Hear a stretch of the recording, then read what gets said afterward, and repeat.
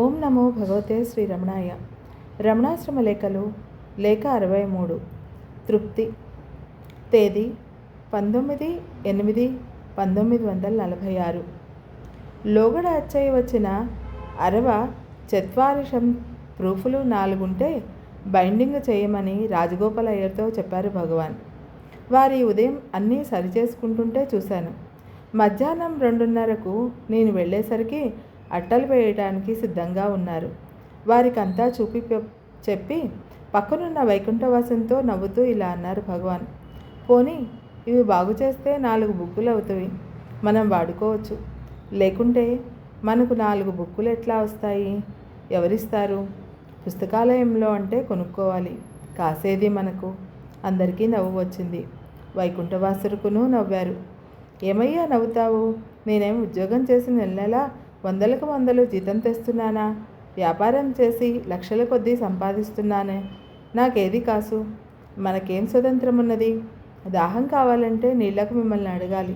పోనీ వంటింట్లోకి వెళ్ళి అడుగుదామంటే, ఓహో ఈ స్వామి అధికారం చేయడానికి ఆరంభించారే అంటారు. నోరెత్తకూడదు. మనకేం స్వతంత్రం ఉందయ్యా అన్నారు భగవాన్. తాము సర్వస్వతంత్రులమని ఇలా అన్నారంటే మన ఒంట్లకు తాకి రావాలని, కానీ వేరే ఏముంది చెప్పు? ఇదే కాదు, మనం ఎప్పుడూ అది కావాలి ఇది కావాలి అని కోరికల కోసమై ఆహారాదులతో నియతి లేకుండా యాచించో అధికారాన్ని ఉపయోగించో స్వేచ్ఛగా ప్రవర్తిస్తాం. భగవాన్ ఆ విషయాన్ని అధికారం నిరసించుటకే కాక యాచనం కూడదని నిర్దేశించినట్టు ప్రవర్తించిన మరొక విషయం ఏమిటంటే, 3 ఏళ్ల కిందట ఒకనాటి ఉదయం నేను హాల్లోకి వెళ్ళేసరికి సాత్వికాహారాన్ని గురించి కృష్ణస్వామి ఏదో అడుగుతుంటే భగవాన్ ఇలా అంటున్నారు. నేను విరూపాక్ష గుహలో ఉండగా అవసరాన్ని అనుసరించి సుందరేశ్వరయ్యర్ భిక్షకు వెళ్ళి ఊళ్ళోంచి అన్నం తెచ్చేవారు. ఒక్కొక్క రోజున ఆ భిక్షాన్నంలో కూర నార ఏం ఉండేది కాదు. జనం జాస్తి, అన్నం కొద్ది. ఏం చేసేది?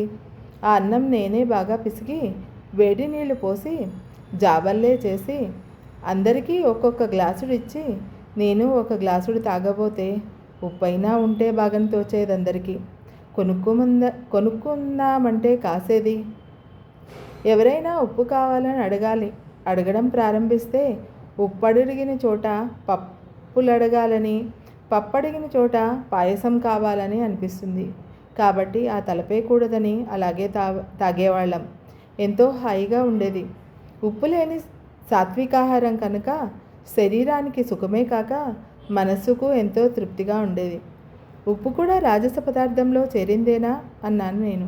ఆహా, సందేహమేది? అదేదో గ్రంథంలో ఉంది, చూసి చెప్తాను రండి అన్నారు భగవాన్. భగవాన్ చెప్తే చాలదా, గ్రంథం ఎందుకు అన్నాను.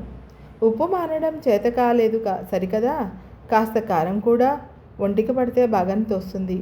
ఇలా ఉన్నవి మన ఆహారాది నియమాలు నిష్ఠాలను. మహానుభావులు లోకోపకార్థం బ్రతకడానికి తింటారు, మనమేమో తినడానికి బ్రతుకుతాం. ఇదే వ్యత్యాసం.